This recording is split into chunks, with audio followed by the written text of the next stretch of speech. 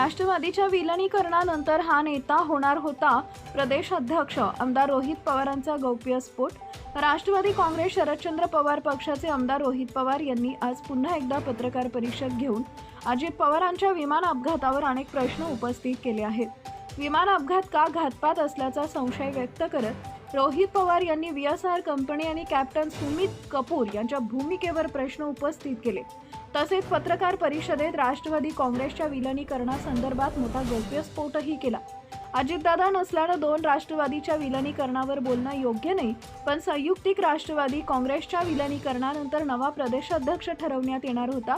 त्यासाठी अजितदादांच्या मनात युवा नेत्याचं नाव होतं, ते खासदार अमोल कोल्हे असंही रोहित पवार यांनी सांगितलंय। रोहित पवार यांनी पत्रकार परिषदेत राष्ट्रवादी काँग्रेसच्या विलिनीकरणावर थेट भाष्य केलं। मला आज विलिनीकरणावर अधिकच बोलायचं नाहीये असं म्हणत त्यांनी दोन राष्ट्रवादी एकत्र येण्याची चर्चा सुरू होती असं म्हटलं। अजितदादा आज नाही, त्यामुळे त्यावर चर्चा करणं योग्य नाही। मात्र दोन राष्ट्रवादी एकत्र आल्यास अजितदादांना राष्ट्रवादी काँग्रेसच्या नेतृत्वात अनेक बदल करायचे होते। प्रदेशाध्यक्षपदी कुणीतरी तरुण असावं असं त्यांना वाटत होतं। अमोल कोल्हे यांच्या नावाचा प्रस्ताव दिला होता, त्यामुळेच अमोल कोल्हे अनेक बैठकांमध्ये होते।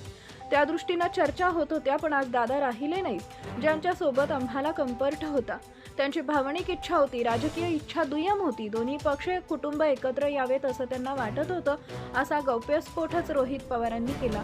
डॉक्टर अमोल कोल्हे हे संयुक्तिक राष्ट्रवादी काँग्रेसचे महाराष्ट्र प्रदेशाध्यक्ष झाले असते अशी दादांचीच इच्छा होती। त्यामुळे ते प्रामुख्याने बैठकीत पुढाकार घेत होते। ज्यांच्या घरी संदर्भात 13 बैठका झाल्या, त्या जयंत पाटील यांच्या घरासमोरील CCTV तुम्हाला दादा दिसून येतील असंही रोहित पवार यांनी स्पष्ट केलंय। अजितदादा यांच्या दुर्दैवी विमान अपघाताबाबत काही दिवसांपूर्वी पत्रकार परिषद घेऊन अनेक प्रश्न उपस्थित केले होते। त्यानंतर तपासाला काहीशी गती आली असली तरी अद्याप अपेक्षित वेगाने तपास होत नाही। विशेष म्हणजे गेल्या काही दिवसात अपघाताबाबत VSR कंपनीची संशयास्पद भूमिका, कंपनीच्या मालकाचे राजकीय लागेबांधे, विमान कंडिशन, पायलटची मनस्थिती, ब्लॅक बॉक्समधील डेटाबाबत निर्माण झालेल्या शंका, तपासाला वेगळं वळण देण्यासाठी होणारा मानवी हस्तक्षेप आदी मुद्दे निदर्शनास आले आहेत असं आमदार रोहित पवार यांनी म्हटलंय।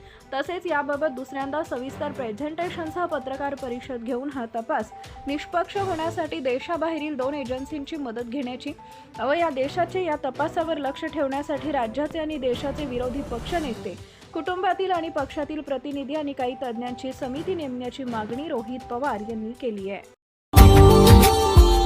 Subscribe now and press the bell icon. Never miss an update.